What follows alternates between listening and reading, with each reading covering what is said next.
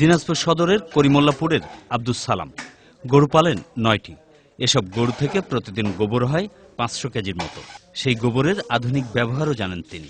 বাড়ির সঙ্গে গড়ে তুলেছেন বায়োগ্যাস আর জৈব সারের কারখানা।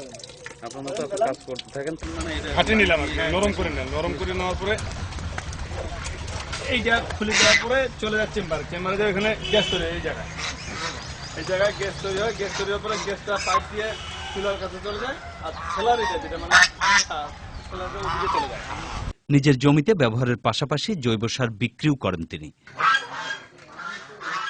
আর রান্না ও আলো জ্বালাতে কাজে লাগছে বায়োগ্যাস। অল ফ্যামিলি আমরা ওইখান থেকে সব রান্নার সমস্যার সমাধান পাচ্ছি, আবার লাইট জ্বালাচ্ছি। তবে প্রকল্প দেখে কৃষিবিদরা বলছেন চৌবাচ্চার উপরে ছাদ এবং নিচে পাকা না থাকায় সারের গুণাগুণ নষ্ট ও অপচয় হচ্ছে। সবাই গ্যাসের প্রতি উৎসাহী।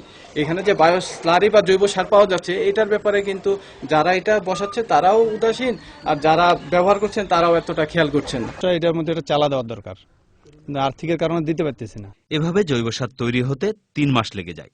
তবে দিনাজপুরেরই অন্য গ্রামে সার পচানোর ওষুধ ব্যবহার করে মাত্র ৩৫ থেকে ৪০ দিনেই জৈব সার পাচ্ছেন অনেকে। এই জৈব সারে মনে করেন যে টাগরমা আছে, তারপরে বিষ্টপ আছে, মুরগির বিষ্টপ, নালিগুড় আছে, ছাই আছে, এরকম ১৩টা উপাদান দিয়ে আমি এই জিনিসটা করছি।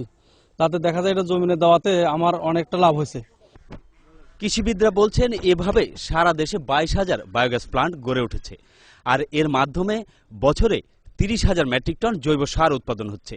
কিন্তু তা যদি প্রপার ম্যানেজমেন্টের মাধ্যমে হয়, তাহলে তা দিয়ে ১,০০,০০০ হেক্টর জমিতে জৈব সার ব্যবহার করা সম্ভব হবে এবং এর মাধ্যমে শতকরা ৩০% রাসায়নিক সারের ব্যবহার কমে আসবে। সঞ্জয় চাকি, চ্যানেল আই, আদর্শপাড়া, দিনাজপুর।